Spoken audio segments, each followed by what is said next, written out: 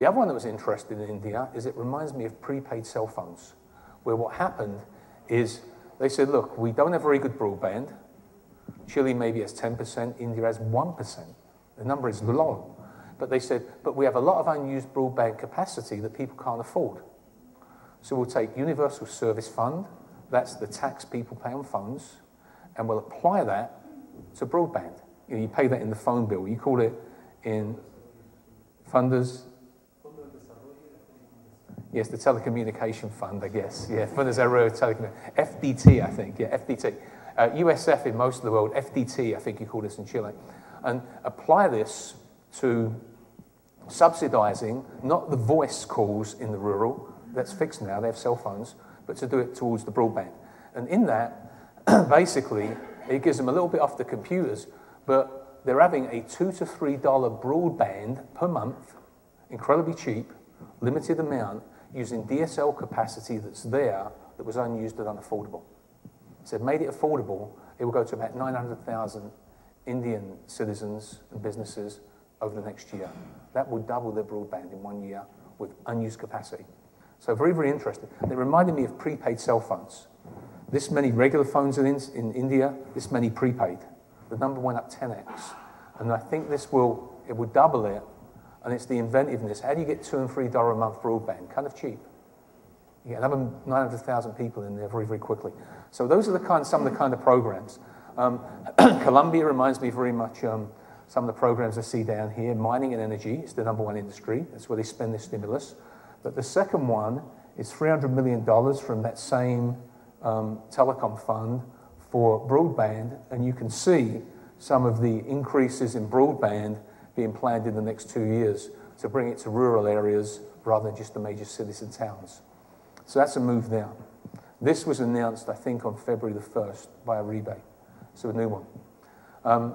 Argentina, the program in Argentina is aimed behind, I want to get funding into small and medium businesses. Again, around the world, the PYMEs in the last few years have created about 60% of all the new jobs.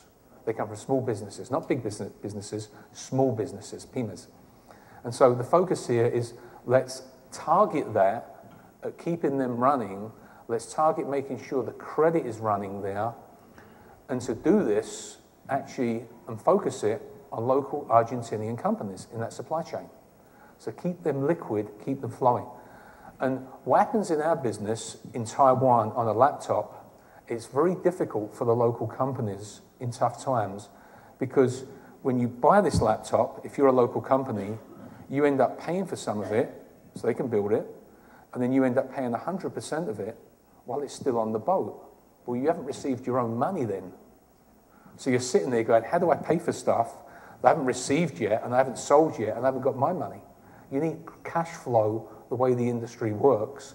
And so in this, what Argentina's done is said, if I don't do this, the big companies, the big multinationals have the strength to survive. The smaller local ones don't, at least as applied to our industry. And so how can I keep them moving? So they've helped them in this with local suppliers.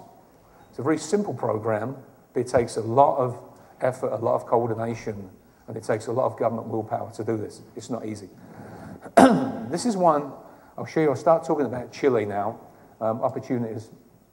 That USF, that local, sorry? FDT, I guess I have to say, FDT, is being used around the world for broadband, banda ancha, in about 10 different countries. In Latin America, I see it in Chile, to try and connect rural. I showed you in Colombia. People are getting more inventive with this. All of this has happened in the past 1 or 1.5 years. 1.5 years ago, I think this list was maybe 1 or 2 countries. So you can see this happening, and nearly all of it is aimed at rural and bringing people into this, not in the big cities, but in the rural areas, the external areas. So you can see an effort there.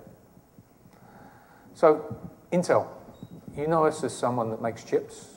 You know us as someone that makes platforms. We're in many of the computers you have or the equipment you have. And so why are we talking with you about economies and programs and reaching IT? The program I run is called World Ahead. and it's to reach the next billion. And we've been doing this for several years. And in this, the kind of stuff that we have that can help, the capabilities aren't just chips. It's different technologies and different capabilities. We call it capacity building.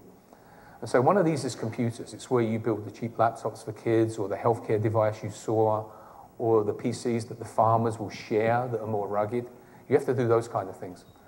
The second is connectividad, which is the broadband, the banda ancha, the Wi-Fi, the WiMAX, the telecom. We work with the telecom, the regulatory authorities, to make sure the wireless and the broadband connectivity can happen. How do you get that into the rural areas? How do you put Wi-Fi in these? How do you put WiMAX in these? The third one is educación. This is where we do training. People have to be trained to use devices. If you're a farmer or a doctor, can you use a PC? If you're a teacher, can you stand in front of a class and use the PC to teach the children, where the children grew up with PCs and you as the teacher didn't? You didn't grow up with one. And we found many of the teachers aren't very confident. So they say, oh, the PC's not very good. What it means is, I'm embarrassed to use it. I don't know how to use this as well as the kids do, and I needed to teach them. And so we've been teaching teachers around the world. They spend about 40 weeks of training, 40 hours of training with us, and we train 6 million a year, 6 million total. We trained about 40,000 in Chile, which is about 1/3 of your teachers, the primary school teachers in here. And it's one of the most popular programs we have. We put tens of millions of dollars into this, and we just provide it.